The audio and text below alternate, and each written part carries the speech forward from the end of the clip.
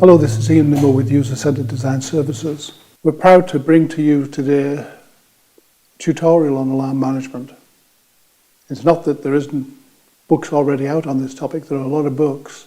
But one of the things that we've identified over this past few years is that customers are still struggling how to do alarm management. They're not resolving the problem.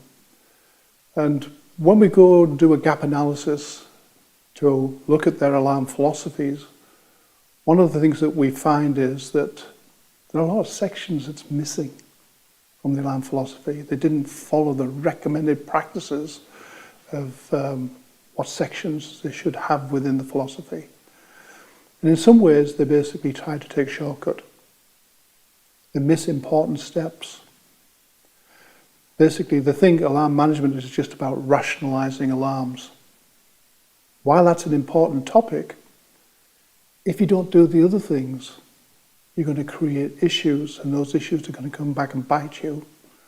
And what generally happens is you do some alarm rationalization, you reduce the number of alarms, and then over a couple of years you get this creep factor where they all get added back in because you haven't done the job properly, and you end up with the same issue that you had, and you have to start again.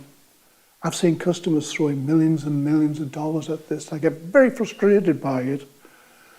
And so one of the things that we've identified is let's try to get people to understand why these other sections exist in the international standards, what benefits they can bring to you. So today what we're going to do is we're going to go through a tutorial, and it's going to be in line with the chapter sections of the book. I'm going to try to give you some history about what are the best practices around alarm management. How did we identify the problem? What solutions did we come up with as we wrote the recommended practices or guidelines? And what things did we put into the international standard? And how do you use those, and how do you get benefit from them?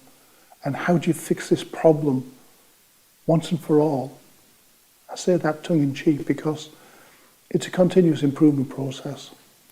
You should never be satisfied where you're at. There are some KPIs, some key performance indicators that's out there today, and you'll see that it goes from out of control to predictive. And where you want to be is predictive, but getting to predictive is challenging.